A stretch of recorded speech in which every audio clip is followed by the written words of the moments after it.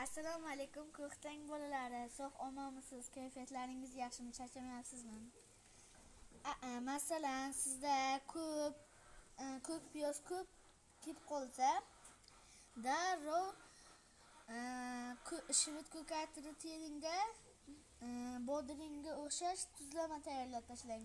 Mana men sizga hozir tayyorlanishini aytib beraman. Bu ikkinchi suv.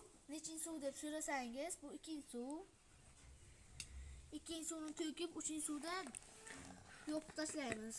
Mana ko'ryapsizmi? Rangi chiqyapti.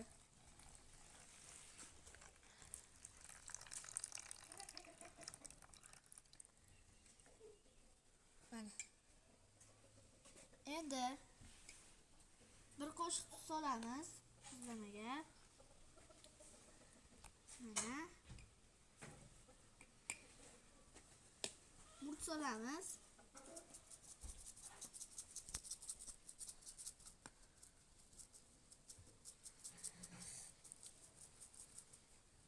Shaqillab qaynagan suvimizni murchdan keyin solib olamiz.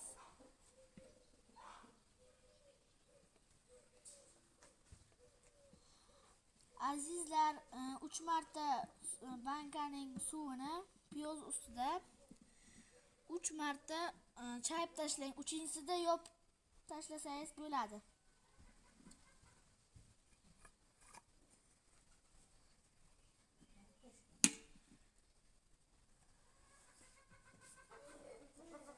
Mana tayyor bo'ldi.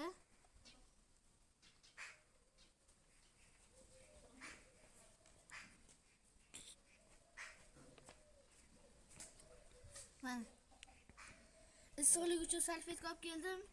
Ko'rinib qolmadingiz deb yozmanglar, iltimos, xo'p? Mana. Endi o'rab qo'yamiz. 3 kundan keyin yeyishingiz mumkin. Mana qarang.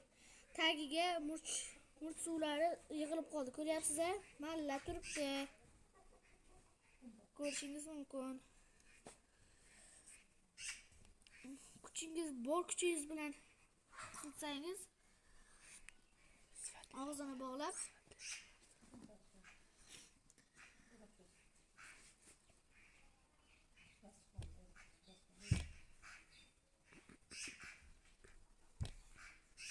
mana sifatli tayyor. Endi 3 kundan keyin iste'mol qilishingiz mumkin.